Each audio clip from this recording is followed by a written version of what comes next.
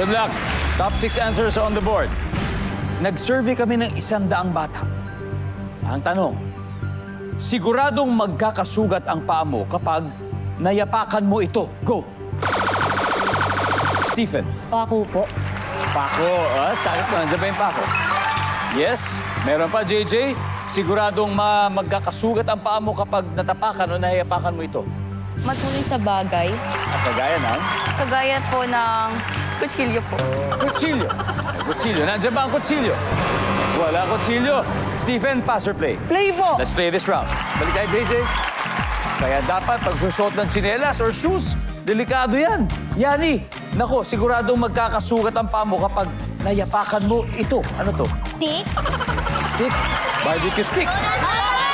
Or toothpick? Nandiyan ba yan? Stick? Wala. Dirk, sigurado magkakasugat ang paa mo kapag nayapakan mo ito.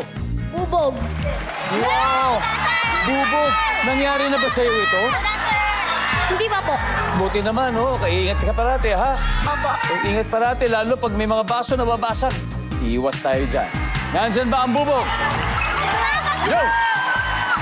Luisa, sigurado magkakasugat ang paa mo pag nayapakan mo ito. Punong matulis. Puno matulis. Puno. Baka mamaya may mga branches na nakausli. Nandyan ba ang puno matulis? Stephen, one more chance. Sigurado magkakasugat ang paa mo pag nayapakan mo ito, Stephen. Tantax po. Thumbtacks. Nandyan ba yan? Marami kayo sa school. Yes. Pasok, pasok.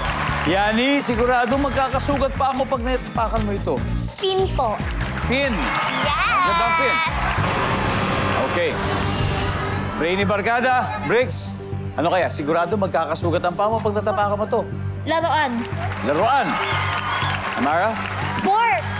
Fork, Tinidor? Fork din po. Fork din, JJ. Sigurado magkakasugat ang paa mo pag natapakan mo to. Ano kaya to? Nakadalawang fork na po, kaya fork po.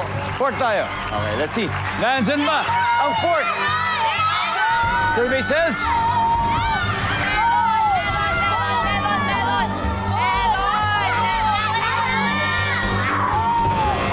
Wala. Dahil dyan, panalo sa round 1 ang Tropang Talented with 87 points. But Brainy Barkada, it's okay because kayang-kaya daw nilang habulin yan. Pero may mga hindi pa nahuhula ang sagot sa board. Kaya ang ating studio audience, mag-isip-isip na kayo dahil pwede kayo manalo ng 5,000 pesos.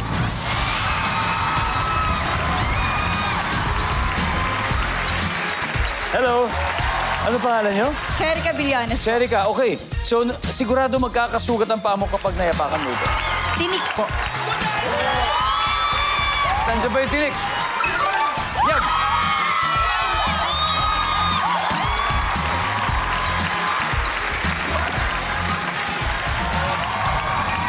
All right, kids, we got 2 more number 6. Ano ba yung number 6?